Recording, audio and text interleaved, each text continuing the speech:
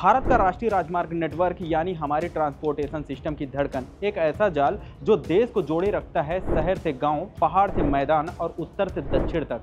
लेकिन क्या आपने कभी सोचा है कि NH2 कहां से शुरू होता है और NH68 क्यों राजस्थान में है या फिर NH44 इतनी खास क्यों है? ये नंबर कोई यूं ही नहीं दिए गए हैं, इसके पीछे है एक जबरदस्त प्लानिंग, एक जियोग्राफिकल मास्टर प्लान।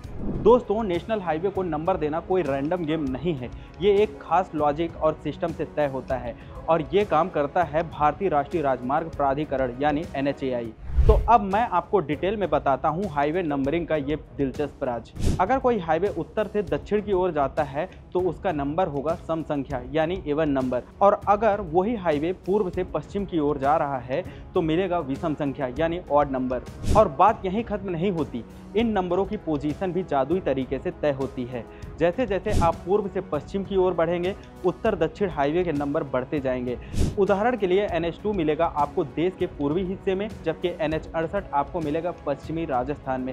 समझ रहे हो ना? ये नंबर सिर्फ नंबर नहीं, एक नक्शा है जो दिशा बताते हैं। अब बात करते हैं उन हाईवेज की जिनके नंबर होते हैं 3 अंकों के, यानी सहायक राजमार्ग जो मुख्य हाईवे की शाखाएं होते हैं।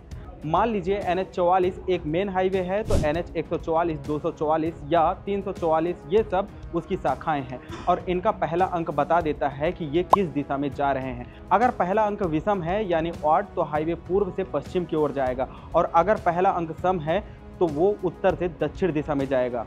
और हाँ, अगर आपने हाईवे के नाम में ABC या D जैसा कोई अक्षर देखा तो समझ जाइए कि वो उसी सहायक राजमार्ग का कोई खास सेक्शन है, यानी एक्सटेंशन या एक्सप्लेनेशन।